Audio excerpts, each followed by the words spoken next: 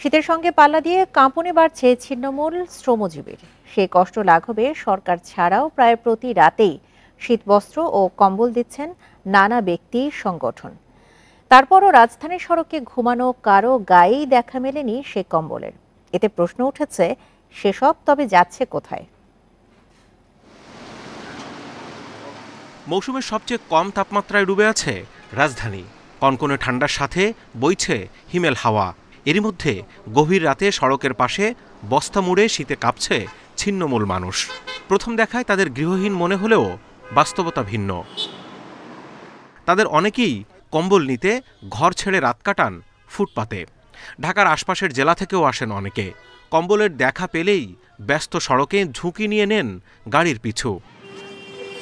এভাবে এক একজনের হাতে আসে ২০ থেকে ৩০টি পর্যন্ত। পরে সেসব বিক্রি করেই চলে সংসার। গতবারে বেশি ছিল, কেউ কেউ ৩০টা পাইছে, কেউ ৪০টা পাইছে। এইবার তো আমি ৩টা পাইছি। এইভাবে রাস্তাঘাটে নিতে হয়। বাসা কোথায়? বাসা হইলো কুনিপাড়া। এই নারায়ণগঞ্জের। কেন আসছেন? এই কম্বলের লেগেছে। কেউ কেউ আবার এই কম্বল বেচে জোগাড় করে মাদকের টাকা। যারা পায় এরা সাথে সাথে বেচে ফেলে। বেচে তোমার মতন ইস্কেলাররা কিনে নিয়ে যায়, তোমার মতন সাহেবেরা কিনে নিয়ে যায়। বেশিরভাগ ক্ষেত্রে এদের ভিড়েই বঞ্চিত প্রকৃত ছিন্নমূলেরা। বিত্তশালীর সহায়তা না মেলায় ঢাকার ফুটপাতে এভাবেই কাটে তাদের কনকনে ঠান্ডার রাত।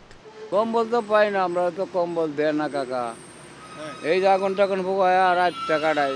আমি একটা প্রতিবন্ধী, আমার একটা কম্বল দিয়ে নান্ধারা।